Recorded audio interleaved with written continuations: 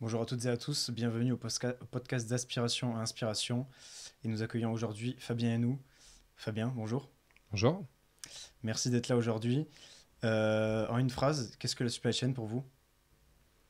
C'est la vie d'un produit de sa production jusqu'à sa destruction. Merci pour cette brève explication.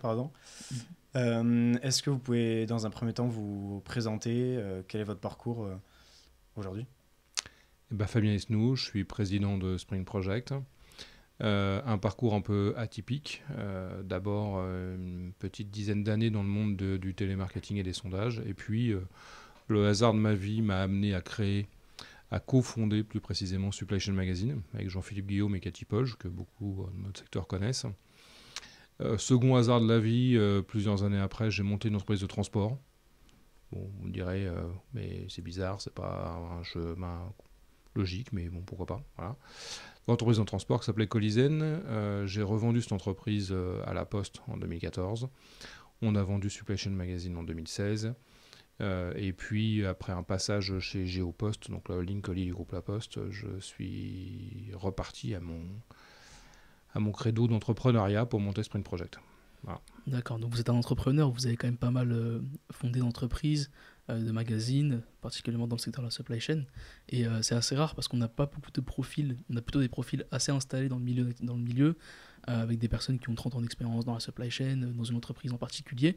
Quels sont les enjeux ? Comment on crée une entreprise et comment on se spécialise dans la supply chain et comment surtout on varie les différentes missions, les différents projets qu'on veut mettre en place ?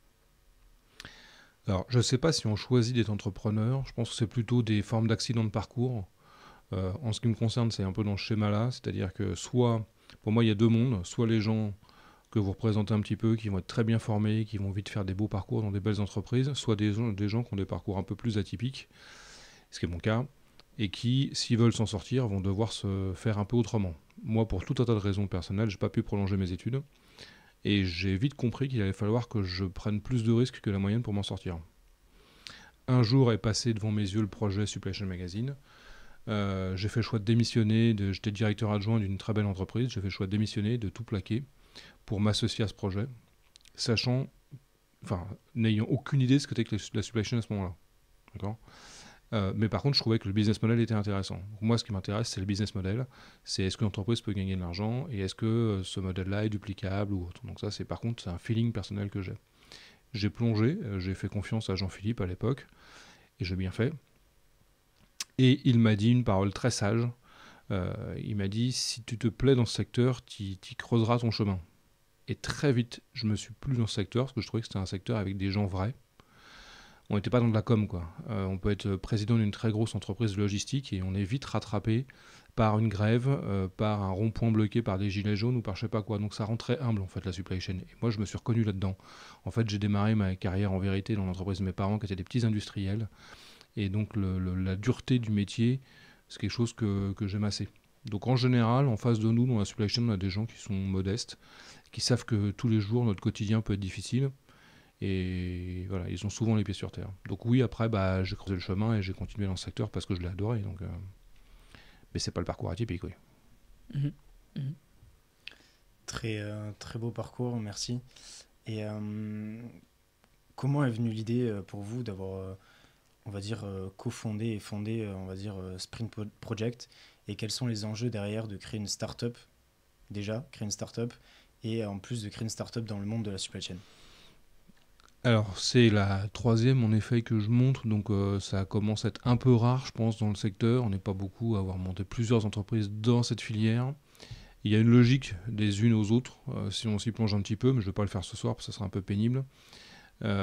Sprint, c'est une conséquence de choses que j'ai observées chez Géopost en particulier.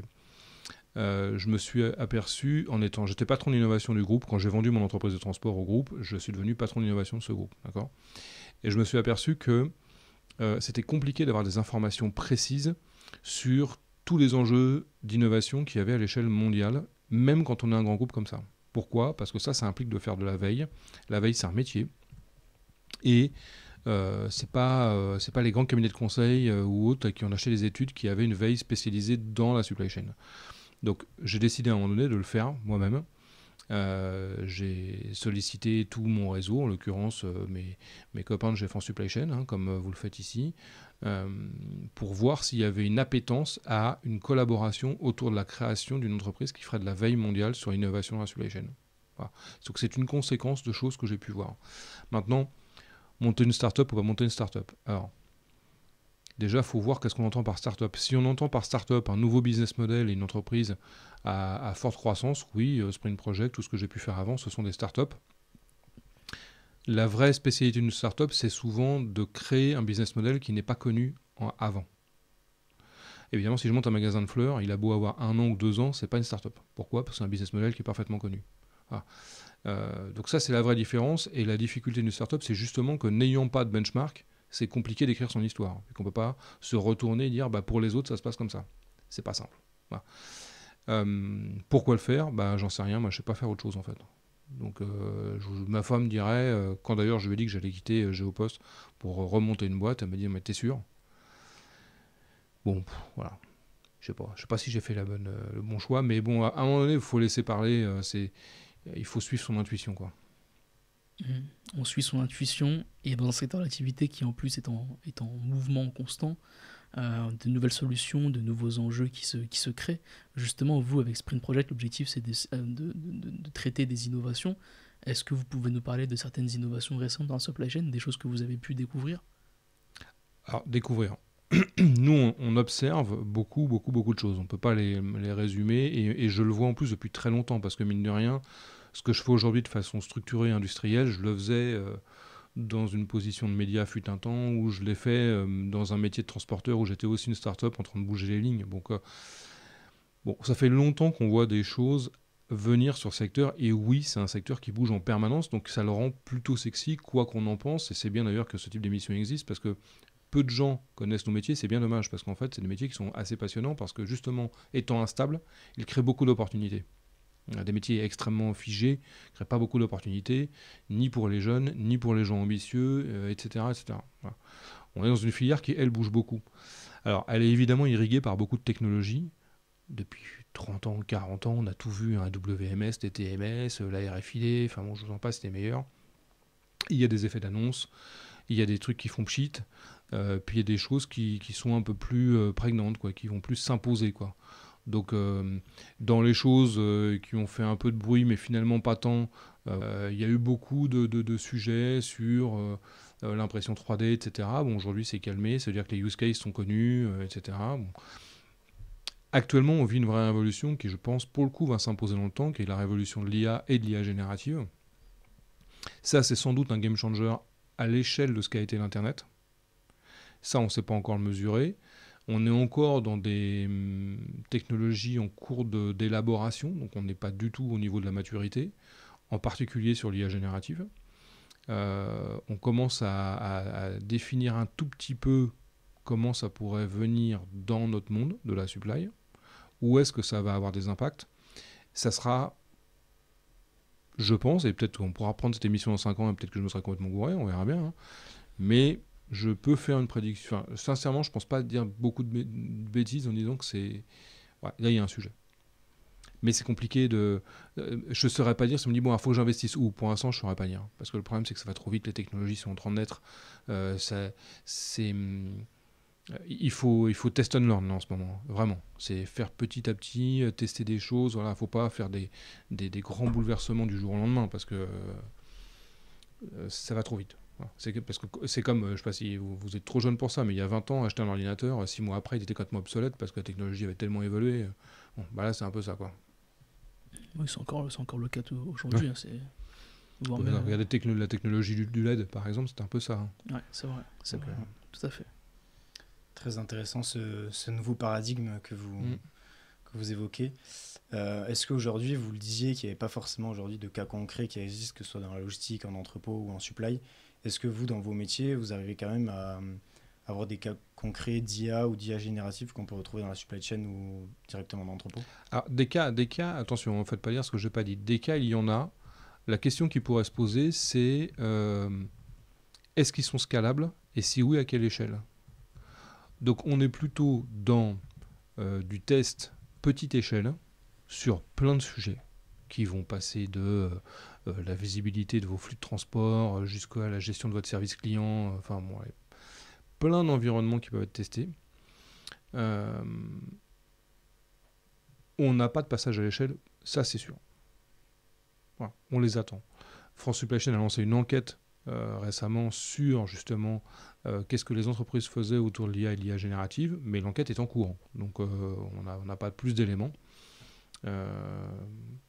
Et puis il y a un peu de secret, dans les entreprises aussi, parce que vu que si vraiment c'est un game changer, autant vous dire que tout le monde ne va pas communiquer tout de suite sur ce qu'il fait. Bien sûr. Bien sûr, il y a une notion de concurrence. Moi, je voulais juste revenir sur un petit point que vous disiez tout à l'heure, au niveau du fait qu'on n'était pas vraiment dans la transmission, dans la recherche aussi de savoir quels sont ces nouveaux métiers, quels sont ces nouveaux enjeux qui se créent. Est-ce que vous, on a pu voir déjà sur votre page LinkedIn, vous participez quand même à pas mal de salons, vous vous déplacez, mais est-ce que vous avez d'autres engagements justement pour essayer de transmettre le message, d'essayer de faire comprendre? Est-ce que vous êtes en tout cas acteur justement de cette transmission? Est-ce que c'est un objectif? Est-ce que vous le souhaitez? Alors, transmettre, il y a plusieurs façons de le faire. Nous, on le fait toute l'année avec nos clients déjà. D'abord, donc, toute cette veille mondiale que l'on peut faire par notre travail interne industriel de veille, d'intelligence économique, et par l'intelligence économique, c'est un modèle global dans lequel il y a de la veille à travers différents outils, mais aussi du déplacement, du scouting, ce qu'on appelle. Donc en effet, on couvre un certain nombre d'événements partout dans le monde pour aller sourcer de l'information. Donc l'intelligence économique, c'est vraiment d'abord le sourcing de l'information, puis l'interprétation de cette information.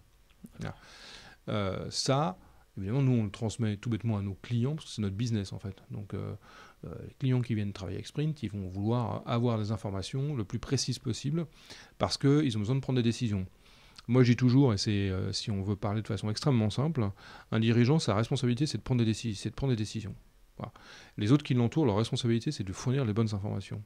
Sprint, c'est un anti-brouillard. C'est ce qu'on fait tout le temps.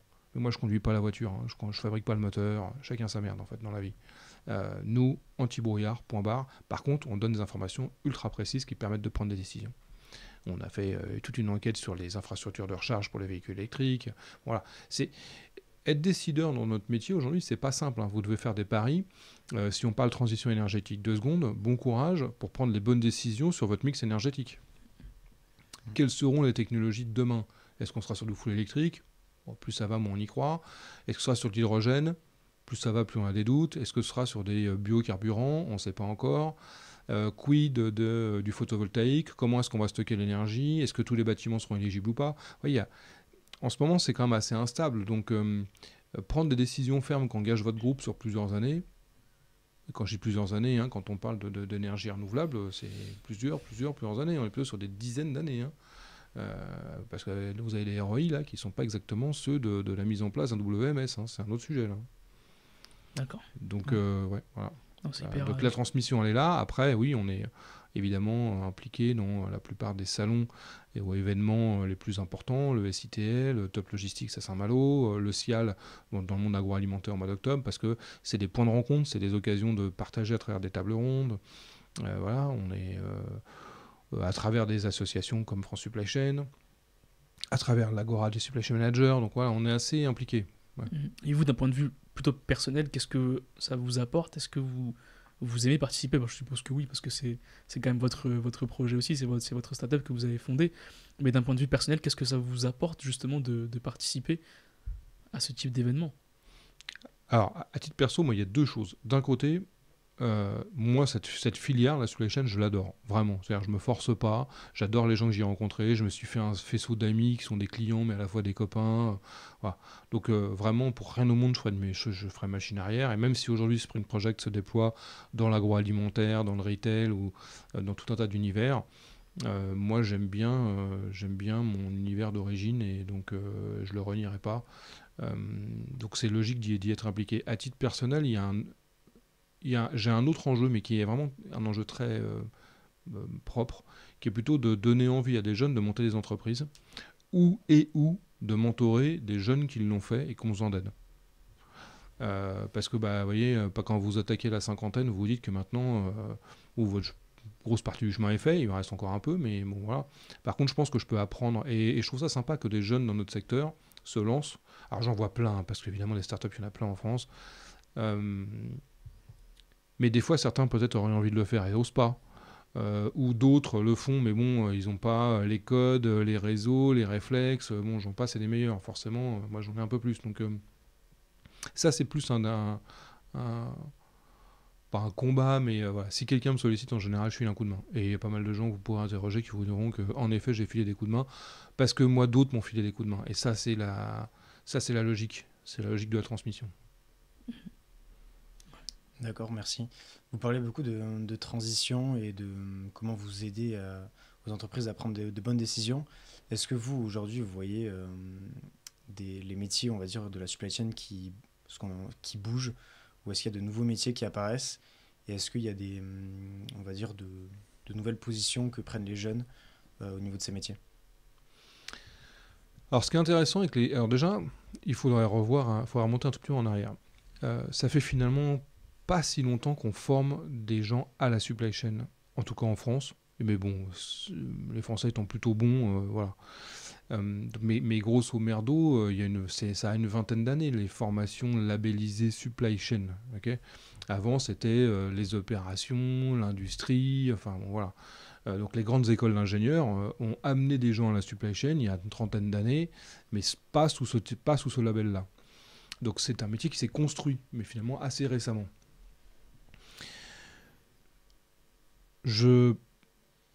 Pour les jeunes aujourd'hui, je pense qu'il y a un énorme enjeu à être curieux et hyper opportuniste. Parce que vu que ce sont des métiers qui se sont beaucoup ouverts et qui ont besoin de vrais cerveaux bien construits, à tous les niveaux, c'est-à-dire qu'on a besoin de caristes respectueux, puis on a besoin d'ingénieurs respectueux, quoi. Voilà. En fait, aujourd'hui, on peut très bien rentrer dans un grand groupe en disant bah tiens, ça c'est super et tout, puis 4-5 ans après dire bon en fait, j'ai envie de voir autre chose. Je rentre dans une start-up parce que je veux vivre une aventure différente. J'ai envie de jeter ma cravate pour passer à un autre modèle. Finalement, bon voilà. Ça, c'est vraiment possible aujourd'hui parce qu'on a un métier qui est très large et on a des entreprises de tous les formats. Donc je trouve ça plutôt sympa parce que le parcours entre guillemets royal, alors, c'est pas celui que j'ai fait moi, donc je sais pas s'il est vraiment royal, mais bon, il y a une trentaine d'années, le parcours royal, c'est tu rentres dans un grand groupe, tu fais toute ta carrière, et puis plus ça ira, plus ton bureau sera haut dans le bâtiment, tu auras une jolie vue et ta voiture va grandir, si tu as une voiture de fonction. Bon, il y a de moins en moins de jeunes qui sont attirés par ce modèle-là. Pourtant, c'est pas un mauvais modèle, hein, sincèrement, voilà, c'est pas un mauvais modèle. En fait, la vérité, c'est qu'il faut rentrer dans le schéma où nous, personnellement, on est inspirés. Bah, d'ailleurs, c'est le terme que vous utilisez, l'inspiration, mais je pense que l'inspiration, il ne faut pas lutter contre. C'est-à-dire qu'à un moment donné dans sa vie, on se dit, on a envie de faire des choses, bah faut peut-être les faire, et il ne faut pas lutter contre, parce qu'il y a le poids de la société, machin, bon bref, il y a tout un tas de facteurs qui, des fois, vous bloquent dans vos décisions. D'accord ? La jeune génération que vous êtes, elle a vraiment un spectre ultra large. Ultra large. De je monte ma start-up jusqu'à je travaille dans un grand groupe et je m'installe dans une boîte du CAC 40 en passant par je deviens salarié d'une start-up ou par je deviens salarié d'une PME, d'une ETI. Enfin voilà. Je change d'entreprise et où je reste pendant longtemps et je fais ma carrière dedans et je bénéficie de formations complémentaires, etc. Tout est possible. C'était pas si vrai que ça il y a 20 ou 30 ans.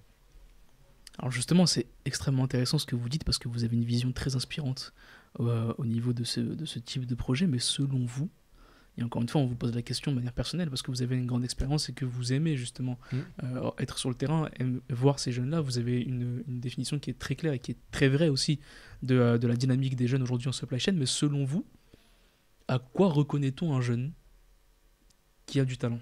Un jeune talent en tout cas dans la supply chain, quelles vont être ses caractéristiques? Bien évidemment, c'est très personnel. Ouais, bah, j'ai la chance d'en embaucher un certain nombre aussi et depuis plusieurs années, donc je pense que la première j'exclus le sujet études parce que pour moi aujourd'hui il y a des tels niveaux de formation, on a la chance en France d'avoir vraiment des très belles formation, qu'elle soit par des grandes écoles, par des écoles d'ingénieurs, par des écoles de commerce. Enfin, bon. Donc des jeunes bien formés, c'est pas un sujet, et la France, je trouve, et on peut se plaindre du niveau des élèves en mathématiques au bac, bon d'accord, dans les études supérieures, c'est pas vrai. La France, elle est hyper performante, et beaucoup de ces cerveaux s'en vont, malheureusement, mais s'ils s'en vont, ça prouve qu'ils sont bons, sinon ils s'en iraient pas. Donc si on exclut ce sujet-là, vu que c'est un acquis pour moi, je pense qu'il y a deux, trois facteurs qui vont derrière être discriminants. Le premier, c'est la curiosité. Il y a des fois des gens qui sont pas curieux dans la vie. C'est terrible en fait. Faut être curieux quoi. Enfin, je sais pas moi, faut apprendre, faut s'intéresser, faut vivre dans l'instabilité des fois un petit peu, faut mettre un pas de côté, faut aller à la rencontre d'eux, faut savoir consacrer du temps. Je suis un peu comme Sarkozy, moi les 35 heures si vous voulez, bon voilà quoi, vaste blague. Ça ne veut pas dire d'ailleurs que je travaille énormément, hein, loin s'en faut. Ça veut juste dire que des fois, il faut savoir aller prendre l'air quand on a besoin, puis il faut savoir aussi aller à un dîner une fois de temps en temps. Il faut aller, comme vous l'avez fait, dans des associations, dans des fédérations professionnelles. Il faut aller rencontrer des gens, il faut aller se nourrir. Il faut apprendre, il faut continuer à apprendre. En fait, on apprend toute sa vie, hein, jusqu'au jour où on meurt. Hein. On apprend toute sa vie. Donc, vous êtes dans un univers où il y a beaucoup de sachants. C'est bien de pouvoir rencontrer ces sachants à travers tous ces environnements-là. Donc voilà, je pense que pour moi, le haut du sujet, c'est la curiosité. Après, il y a évidemment l'implication, mais des choses un peu plus bateau, entre guillemets. Je suis impliqué ou pas, bon, ça se voit tout de suite en fait. Hein, donc voilà. Et puis il y a l'envie, hein, ça se voit. Est-ce que j'ai envie de faire des choses? Est-ce que j'ai une volonté personnelle voilà, je me projette un petit peu. Mais bon. S'il n'y a pas de curiosité, le reste, la curiosité permet de se nourrir. Un jeune doit être curieux. Bien sûr, talent doit être c'est ça. curieux. Et petite question par rapport à ça, vous parlez de curiosité, on va dire, qui est le mot, on va dire, pour vous. Est-ce que vous avez des outils pour conseiller les jeunes comment, on va dire, avoir une veille sur la supply chain, même des outils quand les jeunes arrivent en entreprise, comment s'y prendre? Si vous avez un ami qui veut rentrer en supply chain, est-ce que vous avez un mot ou des choses à lui dire si demain il doit rentrer dans une entreprise et bosser dans le secteur? Déjà, hein, il y a des médias qui font plutôt bien leur boulot, donc sur lesquels il y a beaucoup d'informations, la plupart du temps gratuites, sur les sites web, etc. Alors ça c'est pareil, hein, c'est plus facile d'avoir de l'information aujourd'hui qu'il y avait 30 ans. Hein, donc quand... Enfin voilà, de nouveau, c'est une forme de curiosité. C'est tout bêtement aller chercher toute l'information existante via le web sur tous les médias de ce secteur, que ce soit des médias français ou des médias internationaux. Tout existe. Après, c'est d'aller d'aller un peu sur les salons, parce que bien évidemment, s'il n'y avait pas de salon, il n'y aura pas de rencontre physique. C'est bien le digital, mais à un moment donné, rien ne vaut le temps d'aller saluer quelqu'un, de lui serrer la main et de faire connaissance, de comprendre ce que font les entreprises. Faites un tour du SITL et vous avez assez rapidement compris en une journée l'ensemble des métiers de la supply chain. Moi, c'est souvent d'ailleurs que je le fais pour des gens que je connais ou autres, ou des jeunes collaborateurs d'ailleurs. Moi, c'est marrant, j'embauche pratiquement jamais quelqu'un qui vient de la supply chain chez Sprint Project. Mais bon, c'est le hasard de la vie. Mais je considère que moi, je connais tellement bien le sujet que je préfère qu'ils amènent quelque chose que moi, je connais pas. Et moi, je veux les former à ce que moi, je connais. Ouais, puis eux, ils vont me nourrir sur des sujets où ils auront des cerveaux qui seront mieux formés que le mien. Donc, plutôt une complémentarité à ce moment-là. Mais typiquement, faire le tour du SITL avec un de mes collaborateurs en 2-3 heures, je peux expliquer l'ensemble de la filière. C'est magique. C'est magique. Ouais, c'est magique, c'est vrai. Mais justement, on va parler justement de cet apport que les jeunes peuvent avoir sur vous, vous apprendre des choses. Est-ce que vous avez, par exemple, on va pas peut-être rentrer dans les détails ou quoi, mais est-ce que vous avez déjà mené un projet avec un jeune que vous avez recruté, que vous avez pris sous votre aile, un exemple, vous avez pu mener à bien, par exemple? Qu'est-ce qu'il a pu vous apporter? Qu'est-ce que vous avez pu lui apporter? Et qu'est-ce que vous avez pu apporter dans le secteur de manière plus globale? Alors, il y a des sujets dont je ne pourrais pas parler plus que ça, mais bon, il y a des jeunes que j'ai aidés, qui avaient créé des startups et que vraiment j'ai aidé à titre perso. Il y en a un d'ailleurs que je vois prochainement et qui se reconnaîtra à travers mon discours, qui un jour m'a fait un mail quand j'étais chez Géopost en disant voilà, moi j'ai créé ma boîte de transport. J'aimerais bien discuter avec vous, etc. Et je me suis retrouvé à discuter avec ce jeune que j'avais jamais vu de ma vie dans un restaurant à Paris et je suis devenu son mentor. Il a revendu sa boîte quelques années après. bien mieux que ce que moi j'ai pu faire dans ma vie, donc comme quoi il était bien meilleur que moi, et un instinctif extraordinaire.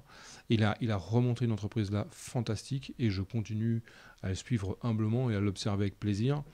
Et il a 15 ans de moins que moi, et Dieu sait qu'il est vraiment extrêmement brillant, donc je lui fais un petit coucou, je l'appelle le Fox, donc il va se reconnaître s'il écoute cette émission.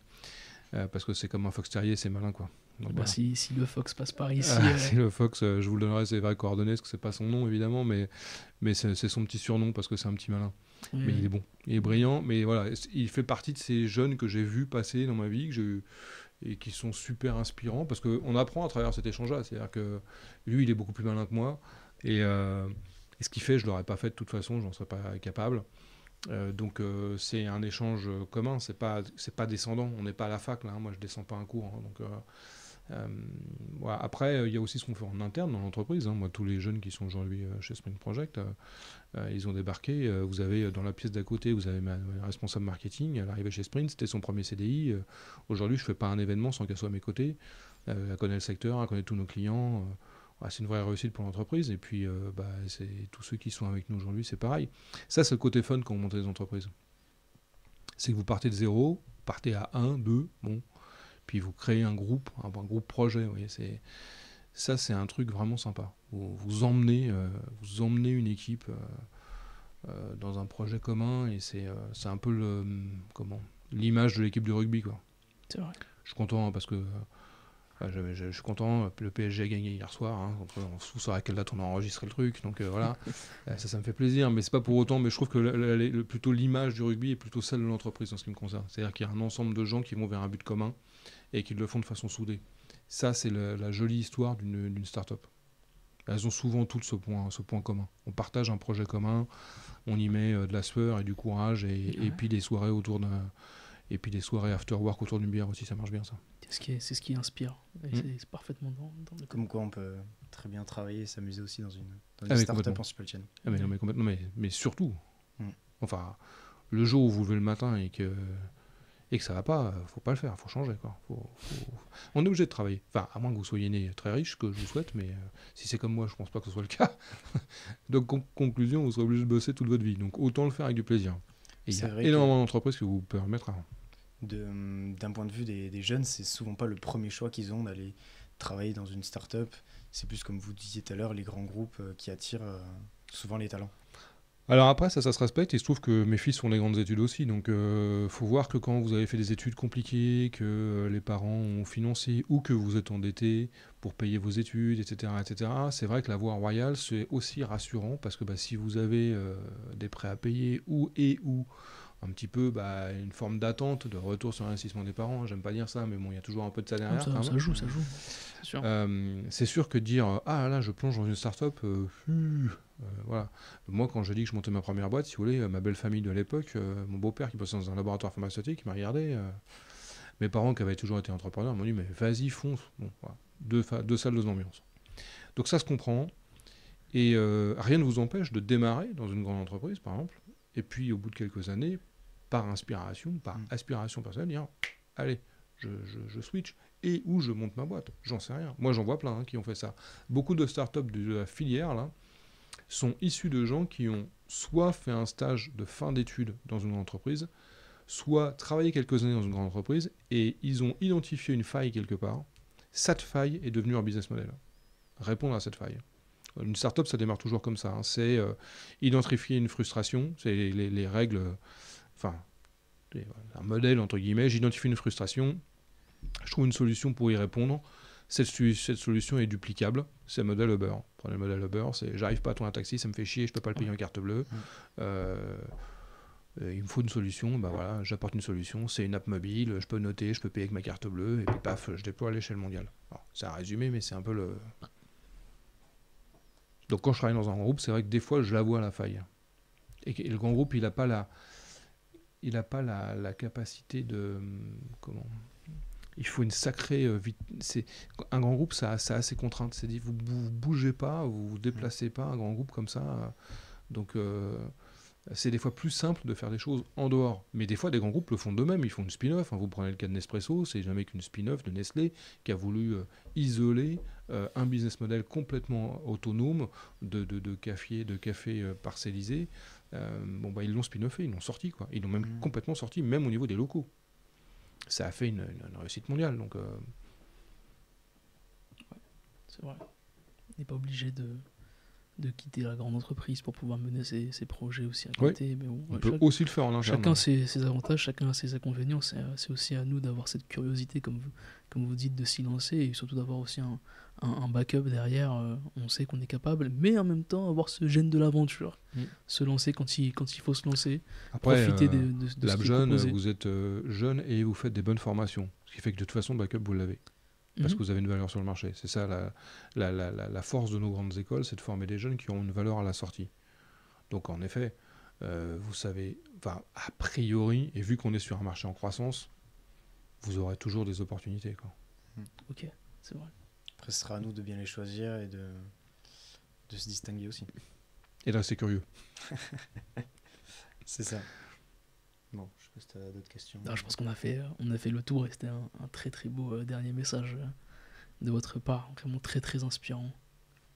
Qu'est-ce que tu en penses, Inco? En tout cas, nous au LabJeune, on est ravis de vous avoir eu sur ce podcast. Ça fait plaisir, c'est cool. Je pense qu'il y a beaucoup de personnes qui vont se reconnaître dans votre discours et qui vont peut-être même se lancer. Hein, vous savez pas, on inspire souvent ceux qu'on ne pense pas inspirer.